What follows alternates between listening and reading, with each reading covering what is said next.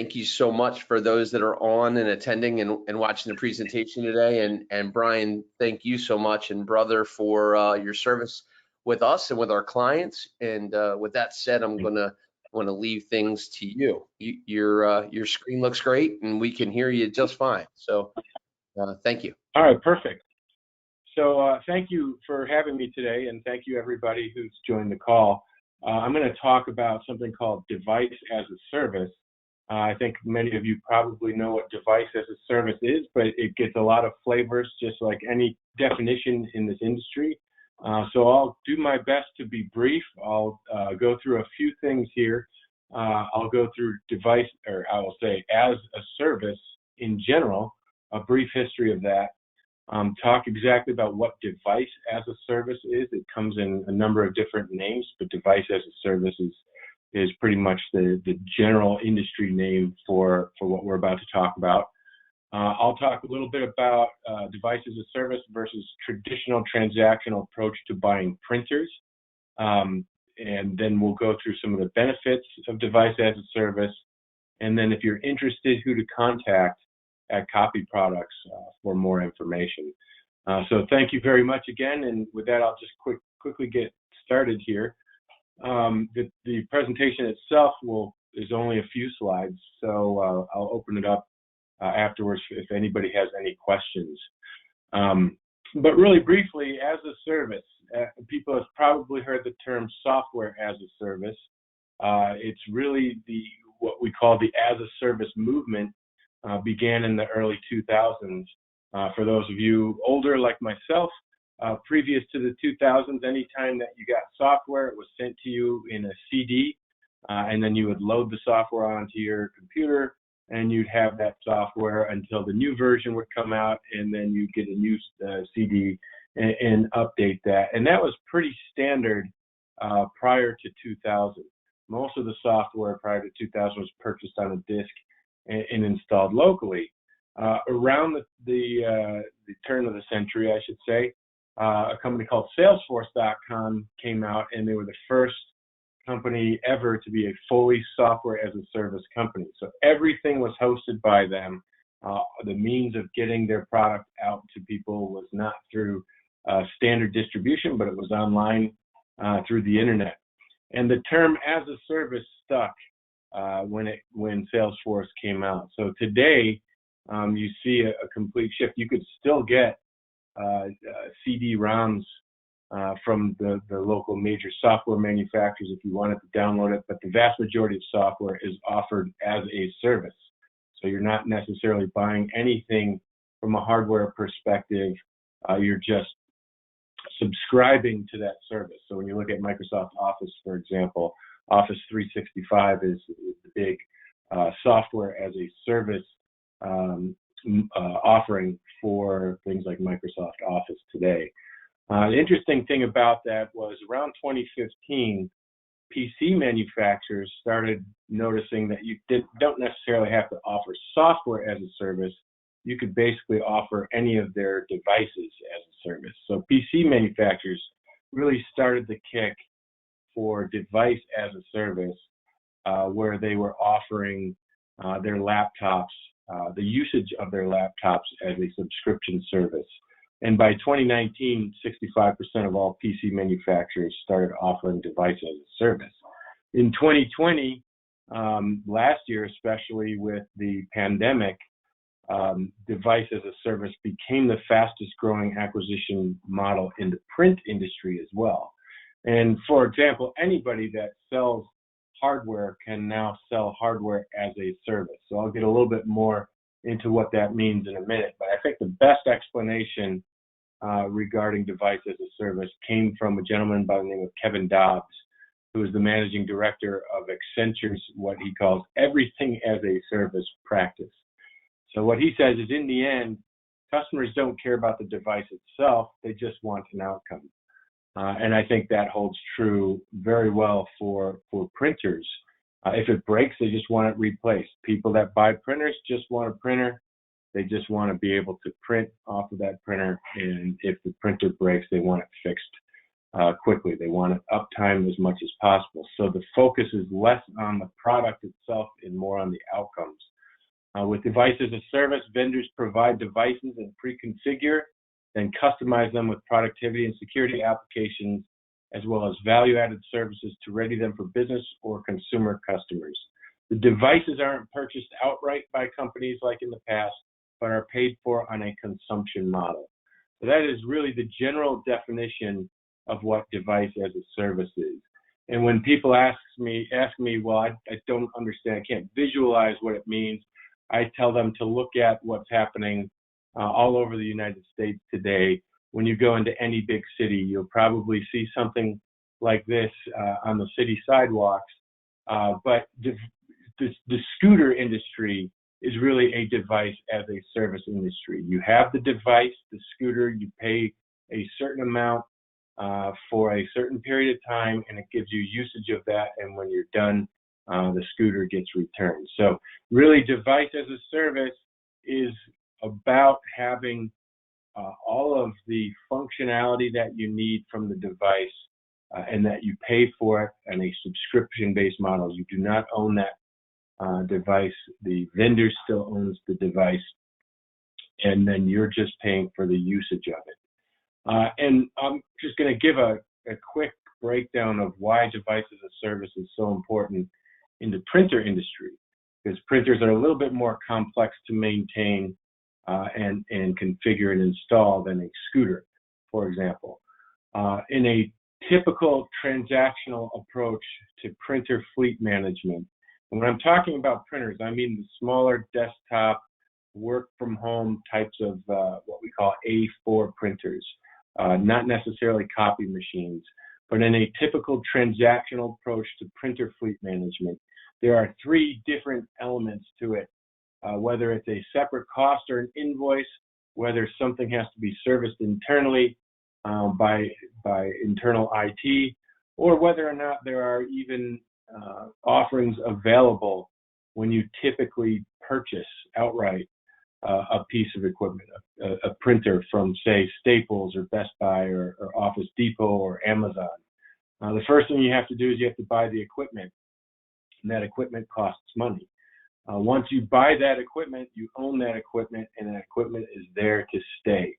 The issue that we run into when we have situations like that is because people buy their printers via cash, they're not going to buy a lot of printers at one time. They can't do a mass fleet replacement. It's one printer or it's a handful of printers at a time. And what happens is over time, that printer population becomes very heterogeneous. Lots of different makes, lots of different models.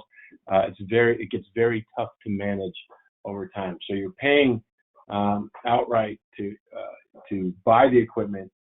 In order to configure the equipment, once that equipment is shipped, it's probably shipped to a dock. An IT person has to configure that. They have to put the right security functionality into it. They have to put the IP address. They have to configure it so that the default settings are what the company wants, and then they have to deploy that printer. Once the printer is deployed, if you want supplies, you typically pay for the supplies on an as-needed basis, but that's a separate cost and a separate invoice. One thing that most people don't do when you're buying printers transactionally is you don't monitor those. You buy the printer, you install the printer, and if there is going to be monitoring, it usually is an internal IT responsibility. But because most IT departments have much more important things to do, that typically gets neglected. So devices don't get monitored, especially if they're smaller devices and if they're at home on a home network. Really tough to monitor those devices. You could get manufacturer support, but that support is limited typically to a 1-year warranty. If you want to get any kind of extended warranty, that's a separate cost or a separate invoice. If you want to maintain the devices, if you want to have somebody come out to your location and fix the devices, that's a separate cost as well with a separate bill. From a security perspective, The devices come out of the box. Security has to consistently be updated. When you're buying a printer and when you're typically installing a printer on a transactional basis, that security has to be updated on an ongoing basis from your own internal IT department. From a disposition perspective, if you buy a new machine, that machine typically gets shipped out onto a dock, and then you're responsible for disposing of the other asset, potentially that it might be replacing. And then in this type of situation, there's relatively zero fleet flexibility. You can't move up, you can't move down if your company is experiencing changes. You can't return printers. They're there to stay. So that is if you buy a printer in the typical transactional approach. Now, what we're seeing today is that that was the case, that has been the case for printers throughout history. Copiers were a little bit different. Copiers, because of the expense of a copier, they were leased. A lot of times that lease would bundle maintenance and supplies in it. So the print side, or the smaller desktop print side, is catching up. And it's catching up quickly through device as a service. So in device as a service, if you, rather than purchasing the machines outright, you're paying a monthly fee, and your service provider provides all of that support bundled together under one single fixed monthly invoice. So you're now getting the equipment, you're getting the equipment configured and deployed, the supplies are included, any kind of monitoring is being done by the service provider. You get the manufacturer support. In the case of Brother, for example, we offer 3 years worth of warranty service support. You could get on-site support from a maintenance perspective. The security element of it is continuously updated. You can dispose, or you could have the service provider dispose of existing assets in an eco-friendly and a secure way. And with this type of solution, you get a lot of flexibility. And that really is one of the reasons why this has become so popular during the pandemic, because people were working from home. We didn't know how long people were working from home. They needed a printer. They needed something right away. And the easiest way to do that was to pay a monthly fee and get that printer to the home office users. So that's what really spurred on the device as a service movement. It's very similar, if you're familiar with managed print services, it's very similar to managed print services, the big difference being the equipment is rolled into everything. The equipment is still owned by the service provider. And they have, because they own it, they have a self-interest to make sure that technology is up and running as efficient as possible.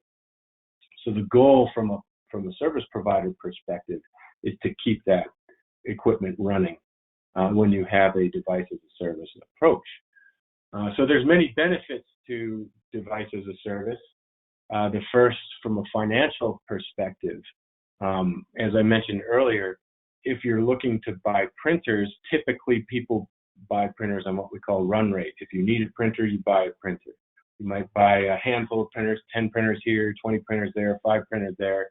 But as I said, over time, that tends to really mess up the environment with multiple models, multiple different ways to support it. So in this case, you can flip an entire fleet at a low upfront cost because there's no upfront capital expenditures. So it's a shift. It's going from paying outright for the hardware to paying a monthly fee, and it shifts to a more manageable cash flow over a planned period of time. It's also a fixed and predictable monthly cost, so it's very easy to budget for. It's just a matter of how many devices that do you need multiplied by that monthly cost. You're not going to get multiple bills, for example. It would be one bill for everything moving forward. So it's very easy to manage from a financial perspective. It's a contract, so you can scale up or down depending on the need. We had a law firm, for example, that had 300 people that were working from home during the pandemic, and they had to downsize, unfortunately. But because of the contract that he had and because it was a device as a service contract, it was very easy for them to downsize. The other thing that it does from a contractual position is it eliminates hardware obsolescence. Most of these contracts are 3 years. We're not really seeing 5 years, but anywhere from a year to 3 years is a typical contract. Once that contract is over with, you get upgraded technology, and you don't get stuck with technology that's 20 years old in your environment. And believe it or not, we see that all of the time today because people bought that technology and they keep that technology in their environment as long as they can.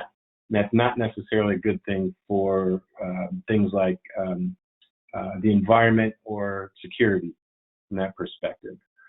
From an operational perspective, it ensures uniformity of the fleet. And I mentioned this a couple of times, when you have a heterogeneous environment and you have to provide support for that environment, and you have multiple manufacturers and multiple different types of supplies and multiple models in your environment, it's much harder for you as in an IT perspective to support that fleet. So from an operational perspective, it encourages uniformity in the fleet, consolidation and streamlining that fleet. The support functions are transferred, as I showed before, from the internal resource to the vendor and manufacturer, who's incented to make sure that that equipment is up and running and as efficient as possible.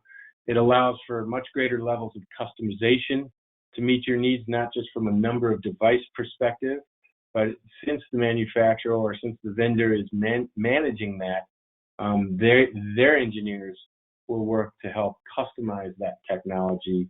And it also keeps your fleet up to date and maximizes the efficiency of that fleet. So many people are heading in the direction of device as a service these days. And if you're interested in moving forward with taking a look at device as a service from a Copy Products perspective, please contact John Michael Earwood. He's the Director of Analytics and Managed Print Services. His email address is jmearwood, EARWOOD, @copyproducts.com.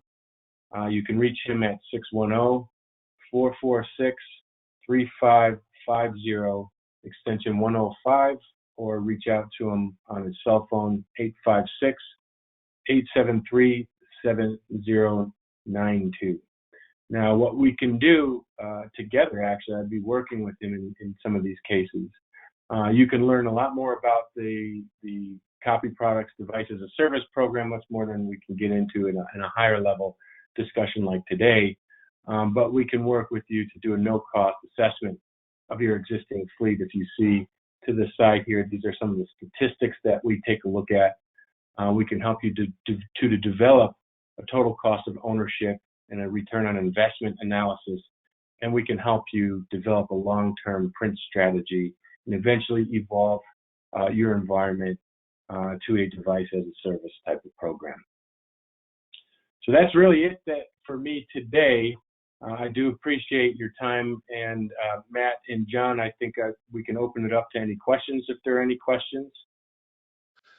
Yeah, so thank you, Brian. The presentation is exactly as we had intended it to be. Thank you again for your support and for the support of Brother for from a manufacturer perspective.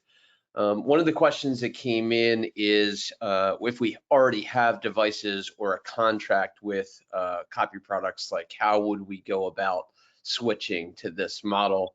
And if I could answer that, I will.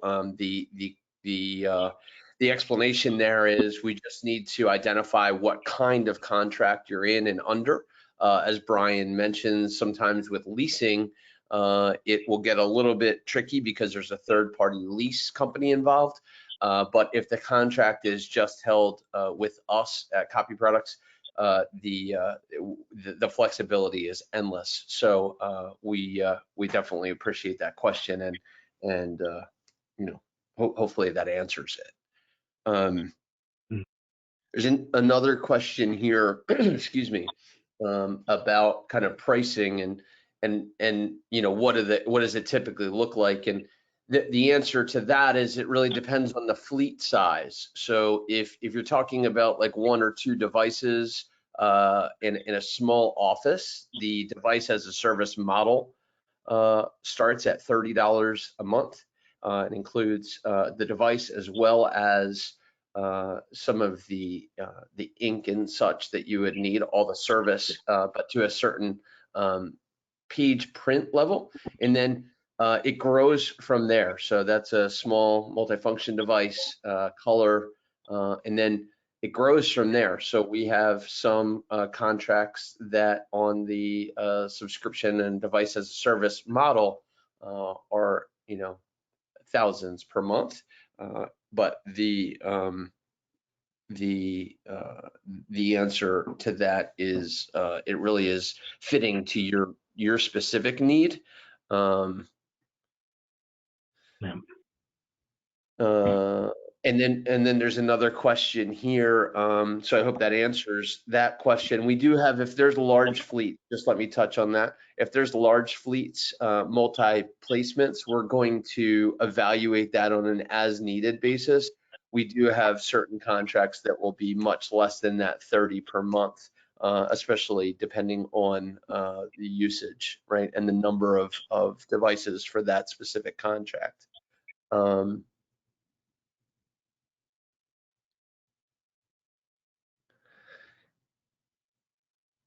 Guys, I apologize. It looks like I'm having a little bit of audio issue if I'm breaking up. I could hear you perfectly. Okay, yeah, it came back. I think it was just an internet blip. All right, so the consumption basis, number of impressions for printers, that question came up, and thank you for that. It really is going to be dependent on the device. So as I mentioned, we have some that are very small devices, and they're going to be for certain volumes, multifunction, like really great from home.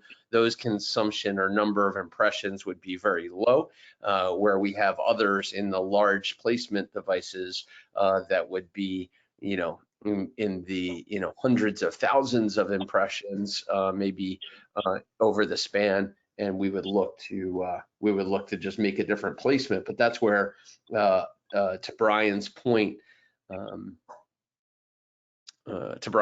we would do that evaluation and see what fits you best. Yeah.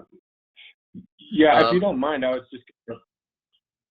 wanted to take it back to this slide really quickly because I might have gone over it a little too fast. But one of the things that we're seeing, and I think it's very poignant to today, is post-COVID, nobody is the same as they were pre-COVID. No environment that we've seen is the same. It's completely changed, and it will remain changed as people work from home. So now is the best time, I think, to really reevaluate or evaluate your fleet, regardless if you're an existing customer of Copy Products or not. It's always good to break down the fleet and take a look at, for example, how many devices, how many models, how many supply items, what your cost per page is, how old your technology is. We take that information, we work with Copy Products to take that information to you so that we can develop that strategy. So I think that's something that I just wanted to hammer on a little bit, that it's very important to take a look and reassess your environment today. Yeah, thank you, Brian. It's a really good point. We've seen so much of that as the environment changes and you get more folks working from home. The need obviously is there to be able to service them, and a lot of those home devices are very costly, or like Brian, like you mentioned, they're outdated technology, which can open the door for a security breach. So we're a lot of focus there on placing new devices. And this model's been terrific because people aren't necessarily sure, when things may change. So very flexible,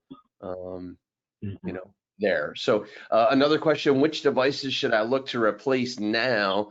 And then really the answer to that is any device can be replaced, but we often call it the low-hanging fruit of those like small desktop units that might be just costly, either on an existing managed print contract with us or,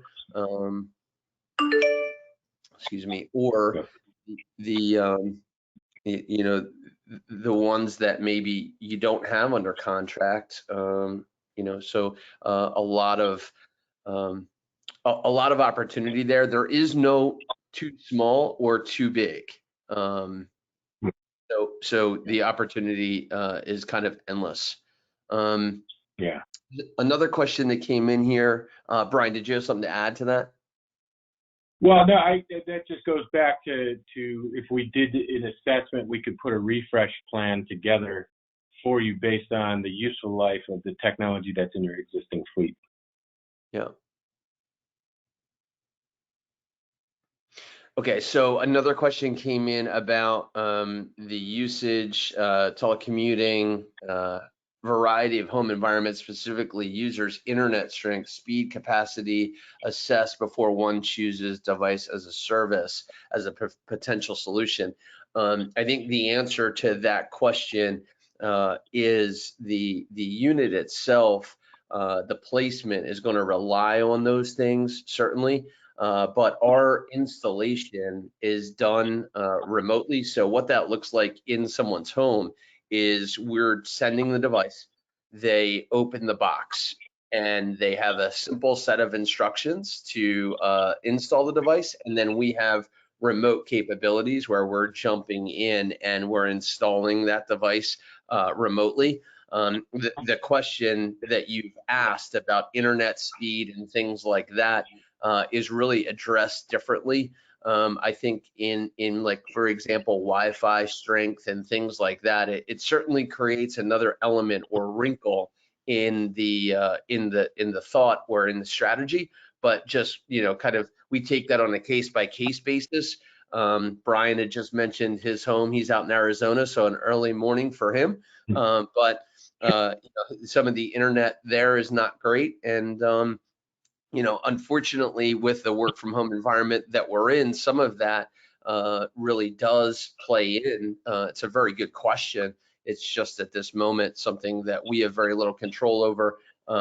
We care a lot about the connectivity, the internet speeds, and we also are going to want to care about really in the house or in the home office, the Wi-Fi and things like that. So certainly. And I hope that answers the question there.